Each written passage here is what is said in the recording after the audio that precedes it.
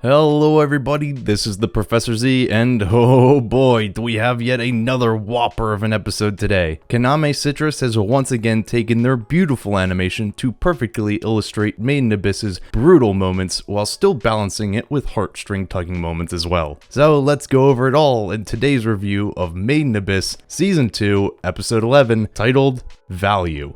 Now this episode's events actually start shortly before episode 10 ended, but since I talked about that already in my previous video, I'll get straight to what's new. It's here where we find Riko, who's been left drained after using Prushka's power twice in such a short period of time. No time to rest, however, as Faputa enters the village carrying Raig's unconscious body. After having Raig pinned down by Juro to prevent further interference, Faputa approaches Riko's group. Faputa has come to the conclusion that it's Riko's fault for Raig's lost memories. And, well, she's definitely not wrong. Though trying to kill Riko over it may be going a little too far, and luckily Gaborone is there to defend her. Gaborone understands that if Faputa were to harm Riko, she'd lose Raig entirely. So he takes the hit and collapses. Meanwhile, Mugi asks if Riko could use the whistle again in order to get them out of this situation. Unfortunately though, Prushka is just as spent as Riko is, so there won't be any more whistle magic to save him this time.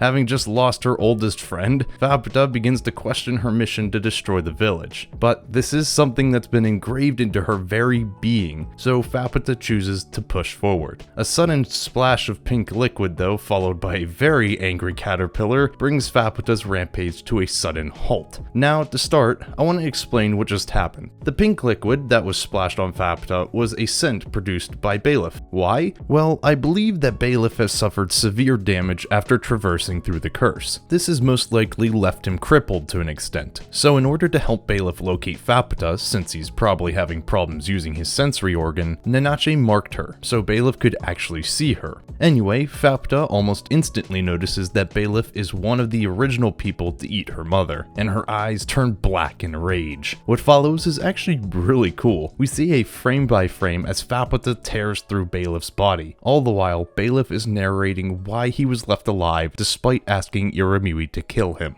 That reason is to pass on his memories to Irumyuui's daughter, to show Faputa the life her mother lived. This mission would be completed successfully at the cost of Bailiff's life, an end in which he can finally do something to atone for his past sin. Now stuck in a trance reliving Bailiff's memories, Faputa's rampage has been temporarily halted. Nanache uses this time to tell the others to evacuate the lower parts of the village since the curse is now leaking in. She also uses this time to go retrieve Raig. On her way over to Raig, Nanache gets a glimpse of Wazookian and starts contemplating what his end goal is. Nanache comes to an idea similar to what Riko had come to previously. Wazookian wants Riko to use the cradle in order to create a new village, one that would give the residents of the current village the ability to challenge the Abyss once more. Speaking of Wazookian, him and Vueko are currently lamenting Bailiff's death. Or at least Vueko is. Wazookian, on the other hand, understands that now Faputa has inherited Bailiff's memories,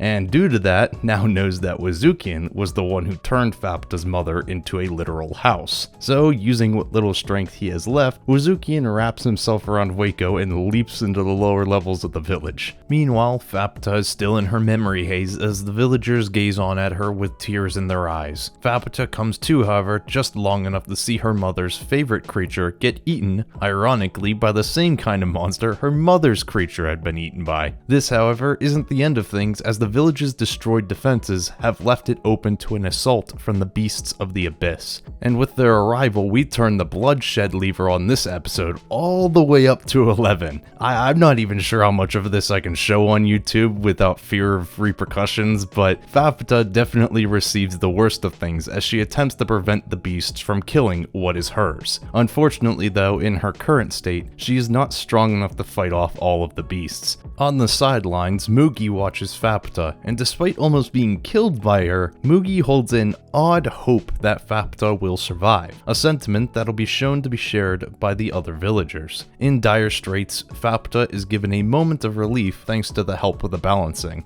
only to have it snuffed out by the Ryukazai. Before it too can snuff out Faputa, Gaborone shows that he's still kicking, and he takes a pot shot at the Ryukazai. Unfortunately though, this would be his final act as the princess's guard, as he too is soon killed by the Ryu, lamenting that he could not see Faputa's journey to its end. With no one left to protect her, a helpless Faputa is sent flying by the Ryukazai to a spot where she would black out. Coming to though, Faputa finds herself surrounded by the Narahedi of the village. This is where that sentiment would come into play, as the villagers literally feed themselves to her so she could recover her strength. As she hears the prayers of the villagers though, Faputa begins to realize how little she knows or understands about the outside world. There is so much out there that she hasn't experienced due to her being tied down by her destructive quest. This realization has opened her eyes to the wider world, and what possible value she could find there. This moment is interrupted, however, as the beasts find their hiding spot. However, this time Faputa is at 100%. Easily dispatching the beast, Faputa stands before the horde, gold accents in her hair, and a very peculiar gleam in her eye. With a new goal to travel and find her own value, Faputa is prepared to finish this fight. Now, I would like to quickly discuss the symbol in Faputa's eye. It has a similar design to the symbol we'd see in Rig's helmet. For those who don't remember, Rig's symbol is kinda like an ammo indicator in a video game, which tells him how many times he can use his incinerator. However, that is because Rig is a relic. Faputa, on the other hand, as far as we are aware, is not. So this symbol and its meaning raises many questions that we don't quite have answers to.